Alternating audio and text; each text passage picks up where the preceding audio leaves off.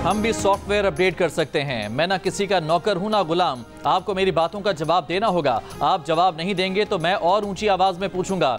मंजर आम पर आने के बाद वज़ीर आला खैबर पख्तूनख्वा अली अमीन गंडापुर का पेशावर बार कौंसिल से खिताब। बोले, मेरी शर्म हया लिहाज सब खत्म हो चुका। जो बात मेरे दिल में है वो ना बीवी बच्चों को बताई ना बानी पीटीआई को बताई।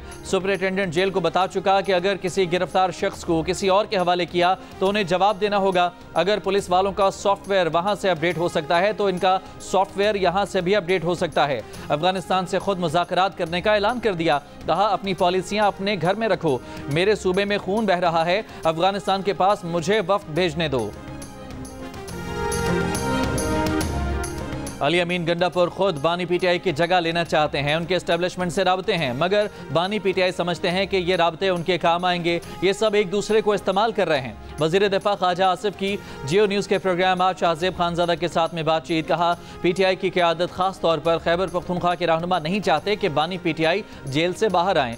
गंडापुर चार दीवारी में अलग ज़बान इस्तेमाल करते हैं, स्टेज पर आकर मौला जट बन जाते हैं। शहबाज शरीफ से मुलाकात में तो वो पूरी शुगर मिल बने हुए थे।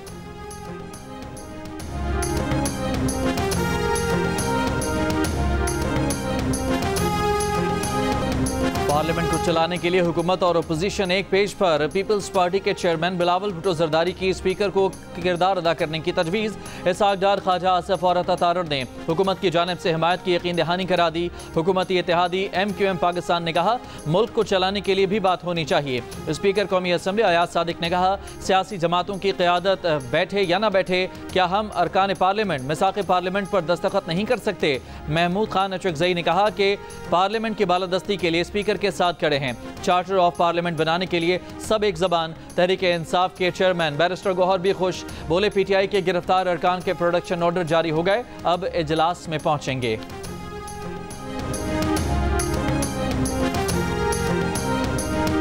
वज़ीर आज़म शहबाज शरीफ से पाकिस्तान पीपल्स पार्टी के वफ़द की बिलावल भुट्टो जरदारी की क़यादत में मुलाकात। वज़ीर आज़म ने कहा कि पाकिस्तान पीपल्स पार्टी हुकूमत की अहम इत्तेहादी जमात है।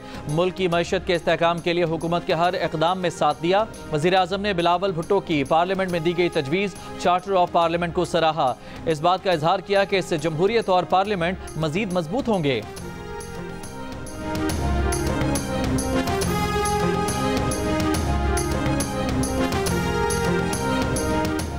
स्पीकर कौमी असम्बली अयाज सादिक ने तहरीक इंसाफ की गिरफ्तार MNA के प्रोडक्शन ऑर्डर जारी कर दिए। 4 रुकनी फैक्ट फाइंडिंग कमेटी बना दी। कमेटी जायजा लेगी कि 9 सितंबर को पुलिस और सिक्योरिटी इदारे किसकी इजाजत से पार्लियामेंट में दाखिल हुए। पार्लियामेंट हाउस की लाइटें बंद करने के जिम्मेदार CDA के 5 एहलकार मुअत्तल। PTI अरकान की पार्लियामेंट से गिरफ्तारियों पर sergeant at arms Ashfaq Ashraf मुअत्तल। सिक्योरिटी में नाकामी पर दीगर 4 सिक्योरिटी एहलकारों को भी मुअत्तल कर दिया गया।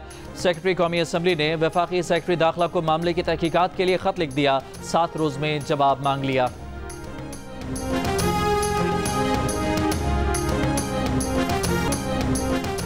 PTI रहनुमाओं की गिरफ्तारियों पर होने वाली इंक्वायरियों पर सवाल उठा दिए। चेयरमैन PTI बैरिस्टर गौहर ने कहा, नकाब पोशों को दरवाजों की चाबियां किसने दी। इंक्वायरी में मासूम बंदों को मुअत्तल न करें, मामले की तह तक जाएं। हमारे 10 MNAs पुलिस स्टेशन में हैं। अली मोहम्मद खान ने कहा कि मसला गिरफ्तारी का नहीं बल्कि ऐवान के इस्तेहकाक का है। असद कैसर बोले, स्पीकर कौमी असम्बली के इक़दामात से मुतमईन नहीं। क्या पीपल्स पार्टी के जलसे वक्त पर खत्म होते हैं या आईनी तरमीम लाना चाहते हैं। MNAs को खरीदने की कोशिश की जा रही है।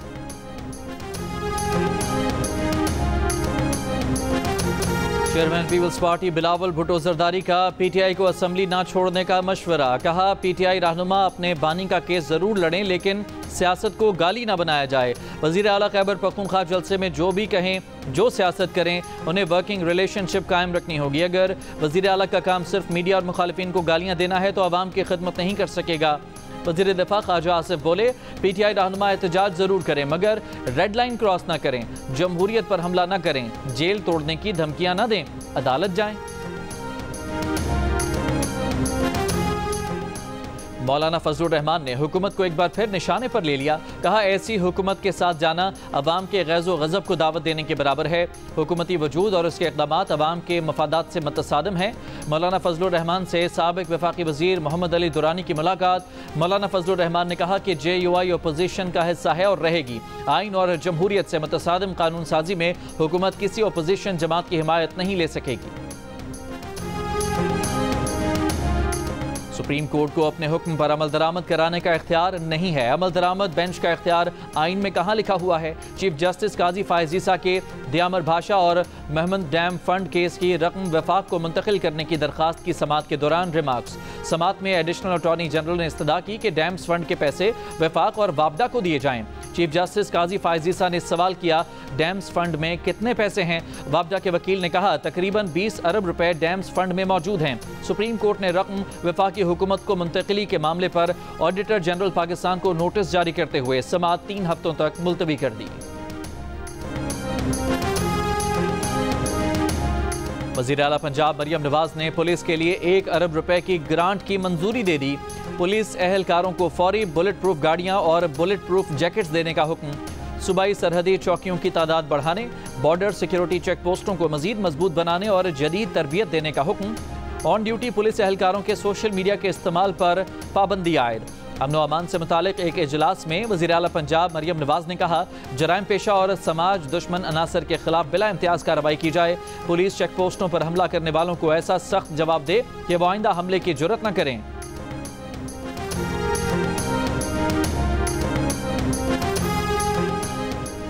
हुकूमत पंजाब की जानिब से इस्लामाबाद के सारिफीन के लिए 14 रुपए फी यूनिट रिलीफ खत्म कर दिया गया।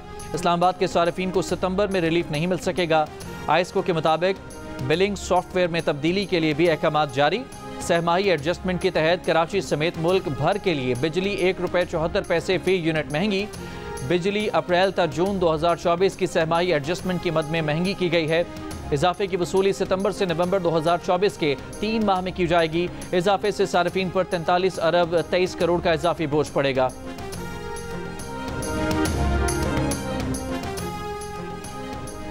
एक IPP ने बिजली सस्ती कर दी। रिटर्न ऑफ इक्विटी को रजाकाराना 18% से कम करके 10% करने का ऐलान कर दिया। कराची में प्रेस कॉन्फ्रेंस करते हुए IPP के ओहदेदार का कहना था कि कीमत इसलिए कम कर रहे हैं कि सारिफ बिजली खरीद नहीं पा रहा। वसी कौमी मफाद और सारिफ की क़ुव्वत खरीद को मद्देनजर रखते हुए बिजली की कीमत कम होनी चाहिए। 2021 में IPPs ने रेट ऑफ रिटर्न में 11% कमी की थी। एक मरतबा फिर बिजली की कीमत में कमी होनी चाहिए। उनकी IPP ने अपनी पेशकश हुकूमत को भेज दी है। फैमिली पेंशन 10 साल तक महदूद, रजाकाराना रिटायरमेंट पर जुर्माना, फौजियों की पेंशन की शरह में 50% इजाफा। फाइनेंस डिवीजन ने पे एंड पेंशन कमीशन 2020 की सिफारिश पर वफाकी मुलाजमीन के पेंशन रूल्स में 3 अहम तरमीम कर दी। ऑफिस मेमोरेंडम के मुताबिक शरीक हयात की वफात या अहल न होने की सूरत में बाकी अहल फैमिली मेंबर्स की पेंशन की मुद्दत को ज़्यादा से ज़्यादा 10 साल तक महदूद कर दिया गया। अगर मुतवफ़ी पेंशनर का बच्चा माजूर हो तो उसे ताहयात पेंशन मिलेगी। आर्म्ड फोर्सेज और सिविल आर्म्ड फोर्सेज के तमाम रैंक्स के लिए पहले से मौजूद पेंशनर्स के लिए पेंशन की शरह में 50% का इजाफा किया गया। तीसरी तरमीम के मुताबिक अगर कोई मुलाजिम 25 साल सर्विस के बाद रजाकाराना तौर पर रिटायरमेंट लेगा तो उसे पेंशन में 3% कटौती का सामना करना पड़ेगा। कराची के इलाके शाह फैसल कॉलोनी में वाक़ दुकान में बने पेट्रोल पंप में आग लग गई। झुलस कर एक शख्स जाँ बहक और 10 से ज़ायद मोटरसाइकिलें जल गईं। फायर ब्रिगेड की 5 गाड़ियों ने कई घंटों की जदोजहद के बाद आग पर काबू पाया। दावा किया गया है कि एक लड़के ने जलती सिगरेट करीब फेंकी थी जिसके बायस पेट्रोल पंप में आग लग गई। गवर्नर सिंध ने कहा है कि कराची में कायम गैर कानूनी गैस सिलेंडर्स और पेट्रोल शॉप्स फिलफौर सील की जाएं। कामरान खान टिसोरी का कराची के इलाके शाह फैसल कॉलोनी का दौरा, आतिशज़दगी से मुतासरा इमारत और दुकानों का जायजा लिया।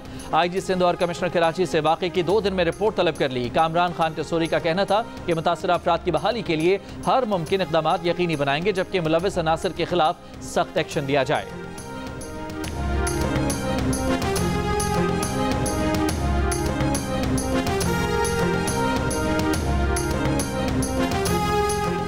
चमन में N50 कौमी शाहरा पर पिकअप गाड़ी पर लेविज चेक पोस्ट एहलकारों की फायरिंग। वाक़े के खिलाफ ड्राइवर्स का एहतजाज। कोयटा जोब शाहरा को ज़ियारत क्रॉस पर बंद कर दिया गया। मालबरदार और मुसाफिर गाड़ियों की कतारें लग गईं। बलूचिस्तान का पंजाब और खैबर पख्तूनख्वा के साथ ट्रैफिक मुअत्तल। इंचार्ज लेविज ज़ियारत क्रॉस पोस्ट का कहना है कि पिकअप गाड़ियों में ईरानी डीजल स्मगल किया जा रहा था। गाड़ियां न रुकने पर टायरों पर फायरिंग की गई। कौमी शाहरा खोलने के लिए लेविज की मजीद नफरी तलब कर ली गई।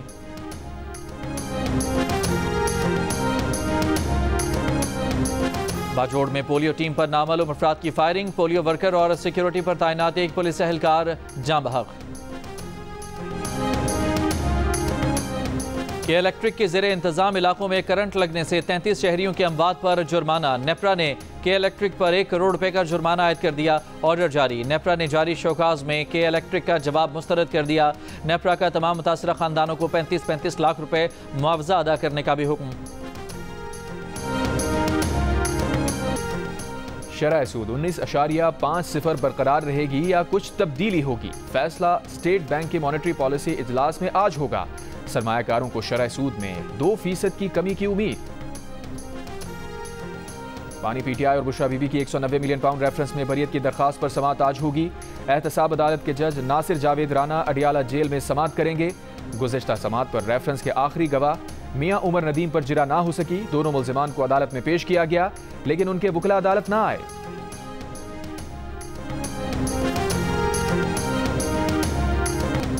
अक़वाम मुत्तहिदा में पाकिस्तान के मुस्तकिल मंदूब मुनीर अकरम की अक़वाम मुत्तहिदा की जनरल असम्बली के सदर से मुलाकात।